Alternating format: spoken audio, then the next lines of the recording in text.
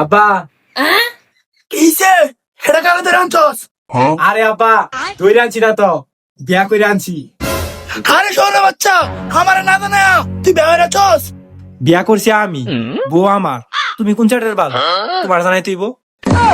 হ্যাঁ কি কইলে? আব্বা কিছু না। তুই আমার না জানা বিয়ে করে আছস? তুই আমার ভাই একদম তাকাতে না, ভাইতে পারো। তোমার আগে কইছিলাম এই বালফান্নার ভাই তার লাগতো না। হ্যাঁ তুমি ঠিক গেছ, লো জায়গা।